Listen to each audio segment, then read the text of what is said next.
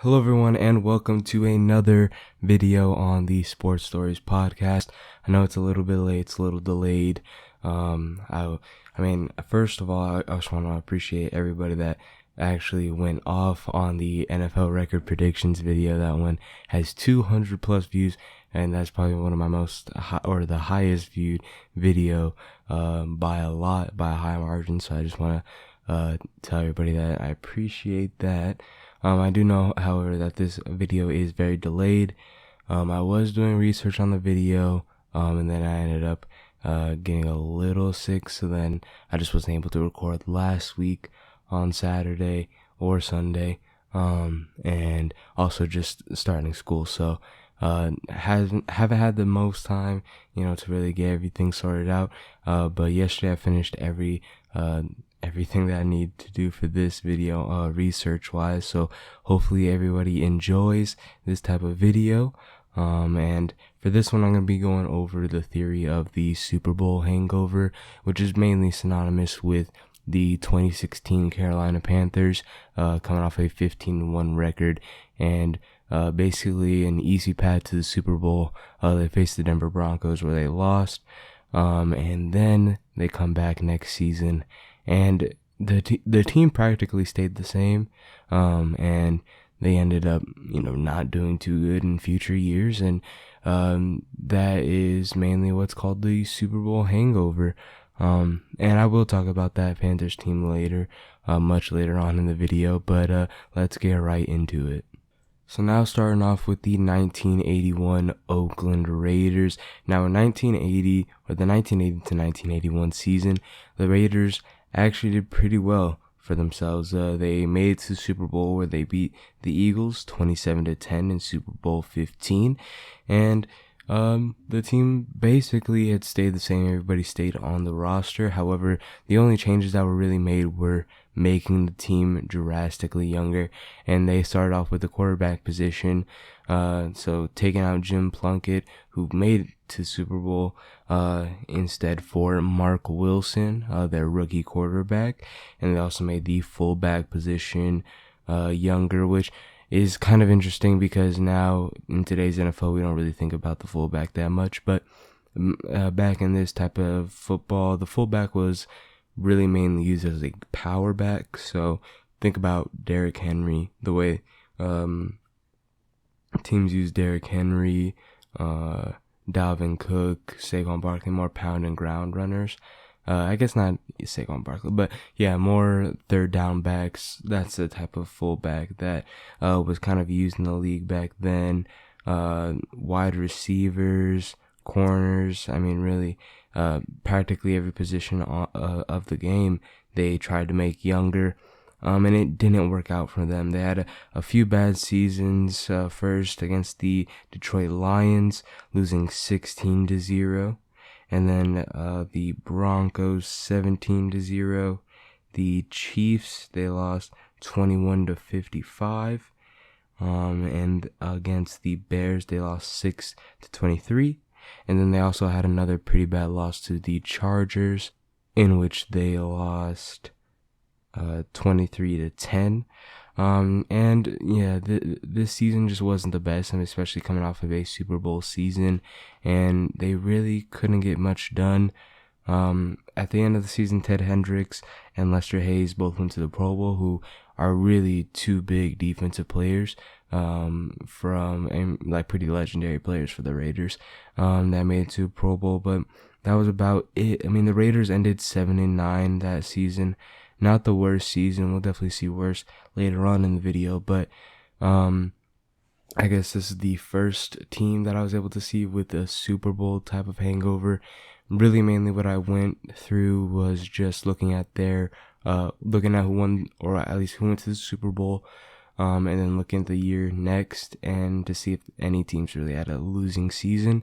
And so this is like my first team that actually experienced Super Bowl hangover was the Oakland Raiders, and we'll see the Oakland Raiders back here on this list again, but yeah, they came off the Super Bowl and really just reinvented their entire team, and went for a younger strategy, which ended up just not working. Now, the very next year was the 1982 San Francisco 49ers. Now, 1981, or did I say 1962? Okay, I meant to say 1982, unless I did say 1982. San Francisco 49ers.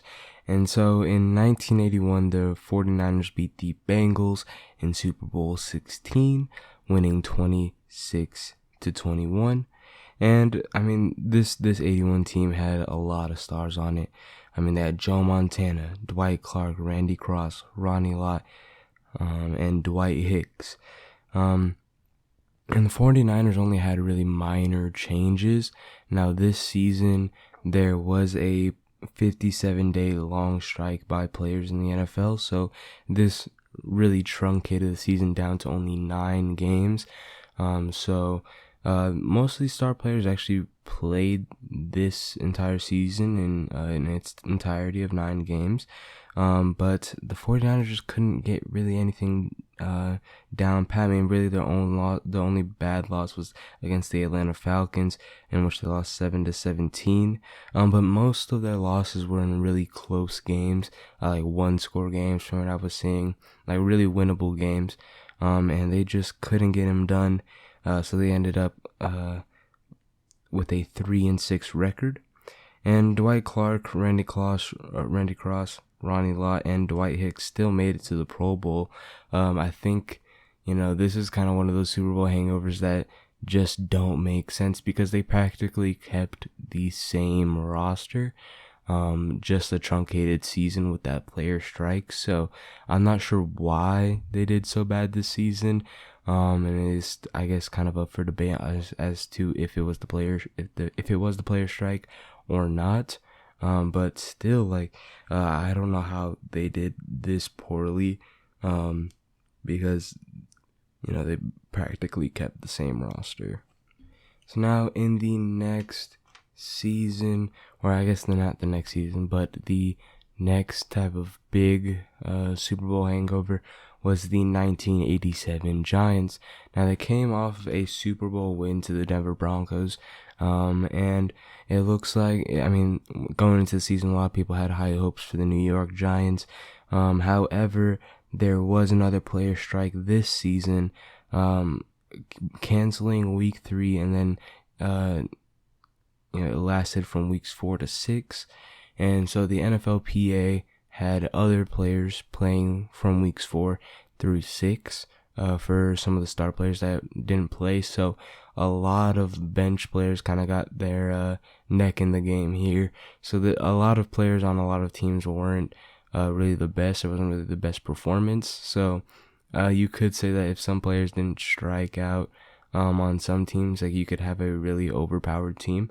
As for in the Giants case, they didn't really have many good players starting, so a lot of their star players were out for this season, kind of causing them to start off with a 5-game losing streak at the beginning of the season, really including a pretty bad loss to the Washington Redskins, 38-12, where the quarterback was sacked 6 times.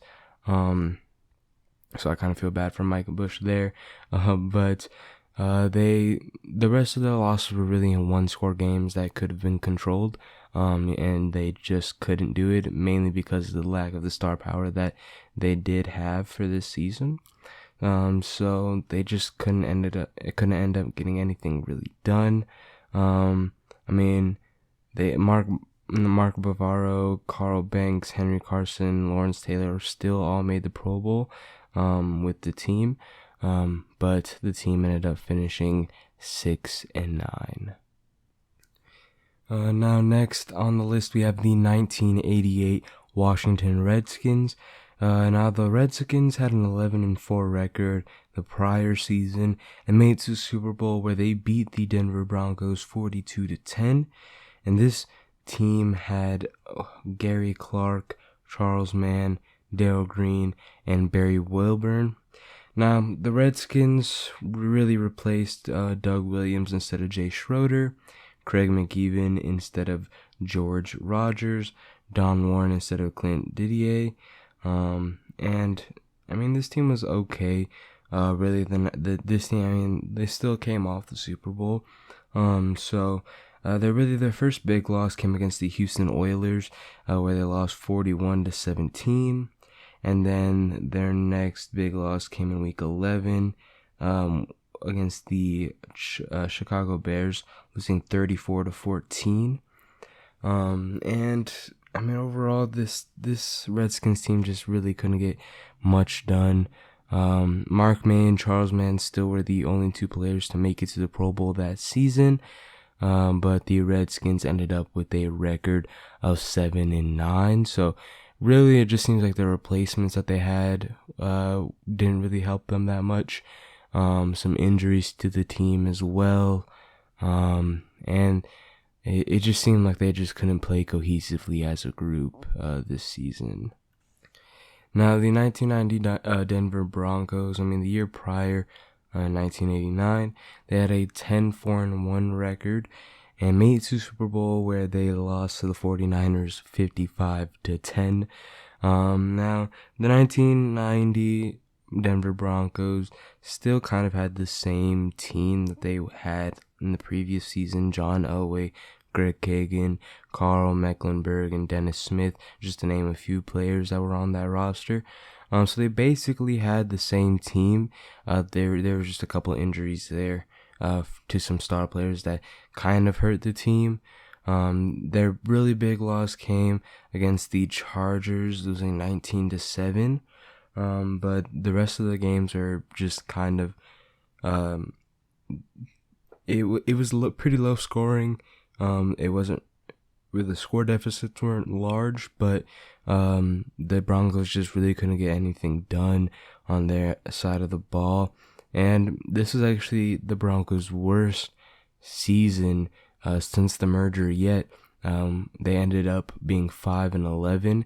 And I think this record was actually this organization record was broken by the 2010 Denver Broncos, when they lost 4-10, or when they had a 4-10 record. But Bobby Humphrey and Dennis Smith and Steve Atwater all made it to the Pro Bowl that year. And we'll see Steve Atwater and John Elway again later on in this list for a different Broncos team. So that's going to be interesting. Now for the 1994 Buffalo Bills, the year prior, 93, they ended up making it or not even the year prior, but 4 years prior. So they made it to, this was the stretch where the Buffalo Bills made it to 4 straight Super Bowls, and couldn't win a single one. They just kept losing. I believe this last one here in 93 was the second one against the Cowboys, where the Cowboys ended up winning. But the 93 team featured Thurman Thomas, Andre Reed, Howard Ballard, Bruce Smith, Cornelius Bennett, and Nate Odoms. Now at the end of the 93 season, Ballard and Odoms both left to Seattle, where Ballard signed a 4-year, $10.5 million deal, and Odom signed a 4-year, $8.4 million deal. Now, starting off the season, the Bills lost to the Jets 23-3, and then later on in the season, week 11, they lost to the Steelers 23-10, and then later on in the season, they lost against the Patriots 41-17, which they actually had a 17-3 lead in the second quarter, and then they allowed 5 straight touchdowns by the Patriots and ended up losing that game. However, I mean, the Bills didn't really end off on the best record, but they did pretty good for themselves, I would say. But Andre Reed and Bruce Smith were the only 2 players who went to the Pro Bowl. And we'll see the Bills. Actually, no, I don't think we'll see the Bills again later on in this list. But yeah, losing 4 straight. I forgot that the Bills actually made it to 4 straight Super Bowls and couldn't win a single one. And as a Lions fan, it's a little bit less shame, you know. At least you know the Lions haven't made a Super Bowl, you know, so you can't lose multiple. But the Bills lost like 4 straight. Like, okay, you made it 4 times. You can at least one. Okay, they were 0 for 4 on the Super Bowl. That's crazy. That's crazy to me. But yeah, the Bills couldn't get it done in 1994. Their team just kind of fell off there, and they just couldn't do much. So that's why they ended up here on this list of Super Bowl hangovers. Now we have a returning cast. Now this would be the 1999 Denver Broncos. So about 9 years after their first Super Bowl hangover, they came back once again. And now the Denver Broncos actually won back-to-back before this season. So in 97 and 98, they won both Super Bowls. And this team was actually like super stacked though. They had John Elway, Terrell Davis, Ed McCaffrey, Shannon Sharp, Tony Jones, Mark Schlereth, Tom Nalen, Bill Romanowski, and Steve Atwater. Just to name a few people on that entire team. I mean, that team was just stacked. However, in the 99 season, or at least in the 98-99 off season, we kind of saw John Elway retire. Terrell Davis during the season only was able to play 4 games after a knee injury. Shannon Sharp only played 5 games due to a broken clavicle. And actually Steve Atwater left the team as well in the offseason and signed with the Jets for a 3-year, $8.25 million deal. So a lot of those roster hits definitely hit them hard. John Elway and Steve Atwater mainly. Terrell Davis obviously was a really big break. That one definitely hurt the team. He is basically their best offensive player since John Elway left. And then also Shannon Sharp being injured definitely hurt them a lot. Now their worst loss came in week 2 against the Kansas City Chiefs, losing 26-10. And they really the other losses in the season really just came within 1 score, kind of like the 1990 season where they had most of their games were just 1-score games. They just couldn't get anything done really. And so, Tom Nalen and Trevor Pryce made it to the Super Bowl, 2 pretty big offensive linemen, I believe. But they just really couldn't get much done. So the team ended up being 6-10, and not getting anywhere near the playoffs. And then right there to join them was the team that they beat in the Super Bowl, the 1999 Atlanta Falcons.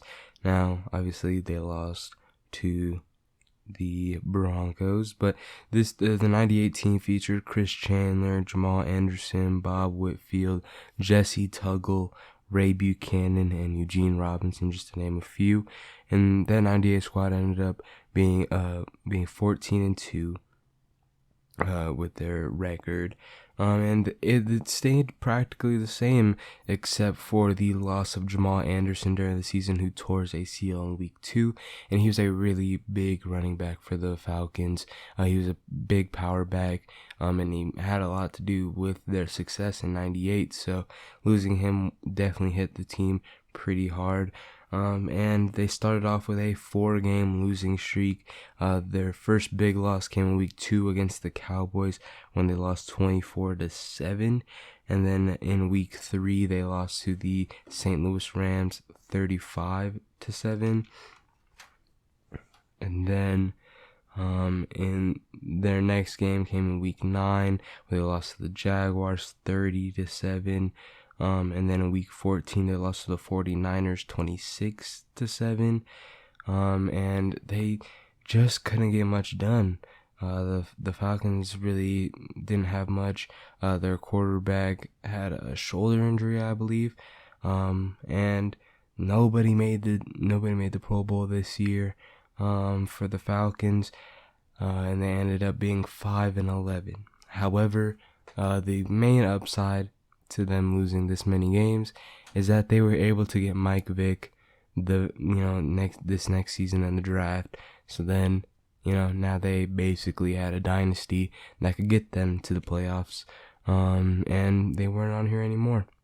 However, I do think, even though they had a winning record the year after they had the 28-3 choke against the Patriots. I guess you could technically count that as a Super Bowl hangover, mainly because, Matt Ryan was coming off of MVP season. They made it to the Super Bowl. Julio Jones was practically in his prime. Like, that team was great. They still came off of a winning season, or a winning record, so you can't really say that they had a Super Bowl hangover. Just, they had a Super Bowl hangover during the Super Bowl, and then just never kind of came back from that. But yeah, anyway, going on to the 1999 Falcons. They couldn't do much, but it has led to a big success later on for the team. Now next on the list we have the 2001 New York Giants. Now the 2000 Giants made it to the Super Bowl, where they lost to the Ravens 34-7. Now this 2000 team featured Ron Stone and Jesse Armstead, to name just a couple of players on that roster. And the 2001 Giants didn't really change that much, or change that drastically during the season. I think this was Michael Strahan's really breakout season, where he had the 22.5 sacks. I want to say so. 22.5 sacks that season. He was a great player, but nobody else was on that roster. Really their only bad loss came to the Oakland Raiders in Week 11, losing 28-10. And that was about it. Their season was pretty uneventful. Nothing much really stemmed from it. Ron Stone, Michael Strahan, and Jesse Armstead made it all to the Pro Bowl. I guess Michael Strahan's season was probably the only positive for the Giants that season, as they ended up being 7-9.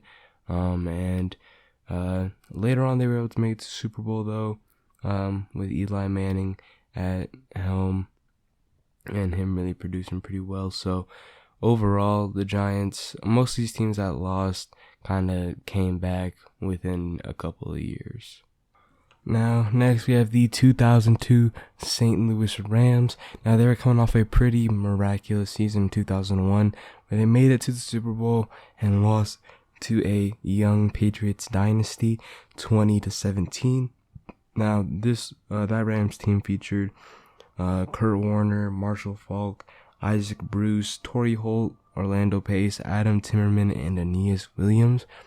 And then in 2002, Kurt Warner only played 6 games due to a finger injury, and Orlando Pace had a calf and hamstring injury, limiting him to only 6 games, I believe, as well. Now, the Rams' first big loss came in Week 5 against the 49ers, where they lost 37-13. And then in Week 13, they lost to the Eagles 10-3. And then in Week 14, they lost to the Chiefs 49-10. And after that, they couldn't do much. They lost to the Seahawks 30-10 as well. There's another loss. But after that, Marshall Faulk, Orlando Pace, and they still made the Pro Bowl, while the Rams finished at a 7-9 record. So really just that the injury that Kurt Warner had, which was a big loss for the Rams at the time, and also just them as a team as a whole just couldn't get much done collectively, making them lose 9 games. And next we have the 2003 Buccaneers. Now, in 2002, the Buccaneers had a 12-4 record and beat the Oakland Raiders in the Super Bowl 48-21. In that season where John Gruden coached the team, or the Buccaneers, after the Raiders cut him, I believe, or they basically just released him as a coach. But this team featured Brad Johnson, Mike Alstott, Warren Sapp, Simon Rice, Shelton Quarles, Derek Brooks, and John Lynch. Then in 2003, Mike Alstott had a neck injury, limiting him to only a few games. Shelton Quarles broke his arm after playing in Week 11, and John Lynch only played 14 games due to neck injuries. Their big loss came against the 49ers 24-7. And then also another one in week 17 against the Titans, losing 33-13. But Keenan McDormand, Warren Sapp, Simon Rice, and Derek Brooks all made it to the Pro Bowl as the team finished 7-9. But now they are one of the best teams in the league. So I mean, after 2003, they had a rough patch where they just couldn't get much done. But now they've built themselves up to a Tom Brady, Mike Evans, Chris Godwin, Leonard Fournette led offense, and like one of the best defenses in the league. So, the rebuild, the 19-year rebuild was pretty fire. Now next we have the 2003 Oakland Raiders, which was the same 0-2 team that lost to the Buccaneers in the previous Super Bowl, losing 48-21. Now this team featured Rich Gannon, Jerry Rice, Barrett Robbins, Lincoln Kennedy, and Rod Woodson. Now Rich Gannon only played 7 games in 2003 due to a shoulder injury. Barrett Robbins had a foot injury after playing in 5 games, and Rod Woodson only played 10 games after having a knee injury. The first big loss came in week 3 against the Broncos, where they lost 31-10. And then in week 13, the Raiders lost to the Broncos again, 22-8. And then the next week, the Raiders lost to the Steelers 27-7. And the next after that, the Packers 41-7. And really, the Raiders have one of the worst records that we've seen here on this list so far. They ended off the season with a 4-12 record, and I mean, this was a pretty good team. Rich Gannon, Jerry Rice is coming off of his long stint with the 49ers and kind of going into the end of his career, and Rod Woodson, who was still a predominant name in the NFL around this time, but they still really couldn't get much done. Definitely injuries to their head quarterback at the time, Rich Gannon, was definitely a big loss for them, and that's really what mainly contributed to their 4-12 season. And then next we have the 2004 Carolina Panthers. Now the 03 Panthers had an 11-5 record and a loss to the Patriots in the Super Bowl, 32-29. Now the 03 team featured Stephen Davis, Karis Jenkins, and Mike Rucker. In 04, Stephen Davis only played 2 games. Chris Jenkins played 4 games due to a shoulder injury. Now the Panthers had a 6-game losing streak, headlined by some pretty bad games. In week 4, they lost to the Falcons 10-27. And then in week 6, they lost to the Eagles 30-8. And then they lost to the San Diego Chargers 6-17. Now, Muhsin Muhammad, Julius Peppers, Mark Fields, Dan Morgan, all made it to the Pro Bowl. However, the Panthers ended up with a record of 7-9, and we'll see them later on in this prize 2016 season later on in the list. And then next we have the 2005 Eagles. Now the 04 Eagles had a 13-3 record and made it to Super Bowl, where they lost to the Patriots 21-24. Now the 04 team featured Donovan McNabb, Brian Westbrook, Terrell Owens, Trey Thomas, Jeremiah Trotter, Lito Shepard, and Michael Lewis. And as well as Brian Dawkins. I mean, how can you forget him? And then in 2005, Donovan McNabb only played 9 games due to a sports hernia, and Brian Westbrook played 12 games due to a midfoot injury. Terrell Owens only played 7 games due to a sprained ankle, and Trey Thomas only played 10 games due to an ankle injury. Now, their first big loss came to the Cowboys in week 5, where they lost 33-10. Then they lost to the Broncos 49-21 in week 8. And in week 13, lost to the Seahawks 0-42. Jeremiah Trotter and Brian Dawkins made it to the Pro Bowl this season, as the Eagles finished with a 6-10 record. Now, one thing that's prevalent is this Patriots dynasty is still up and coming pretty strong here. And then in the first 3 years of really Tom Brady starting. So that was another interesting point that I saw in most of the research that I was doing for this video. Now next, I have the 2007 Chicago Bears. Now the 06 Bears made it to the Super Bowl where they lost to the Colts 17-29. The 13-3 06 Bears featured Reuben Brown, Olin Kreutz, Tommy Harris, Brian Urlacher, and Lance Briggs. In 2007, Reuben Brown suffered a shoulder injury, causing him to only play 8 games.